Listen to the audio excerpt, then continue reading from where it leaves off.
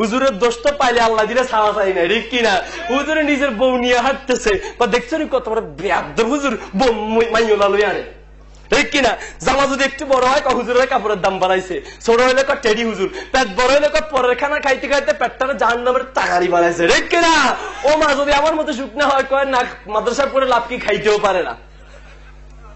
দাওয়াত খাইতে যাই একটু বেশি খাবেন, হুজুররা পরের খানা পাইলে এরকম বেশি খায়, কম খাইলে হুজুর আজকে আর কয় জায়গায় দাওয়াত আছে, একটু কম খাবেন, আর কয় জায়গায় দাওয়াত আছে, ঠিক কিনা? আবার কিছু মানুষ বাংলাদেশটা হুজুররা শেষ করছে, ঠিক কিনা? কুত্তা মরে, ছাগল মরে, বিড়াল মরে, পশু মরে, জানাজা হয় না। বাংলার জমিনে যদি ওলামায়ে কেরাম না থাকতো, তোমার মরণটা কুত্তার মতো জানাজা ছাড়া হইতো, ঠিক কিনা? তোর আব্বার বিয়া পড়াইতে হুজুর লাগছে, বাদাই মা তোর মারা তোর আব্বার বিয়া যদি হুজুরের না পড়াইতো তুই হারামজাদা হইতি, ঠিক কিনা? তোর তুই জারজ পোলা হইতি, তুই জারিবা পোলা হইতি, তুই হারামজাদা হইতি। তোরা তো সহিভাবে জন্ম দেওয়ার ক্ষেত্রে হুজুরের অবদান আছে। এখন হুজুর পাইলে এখানে গুতাসকা, হুজুর পাইলে বাস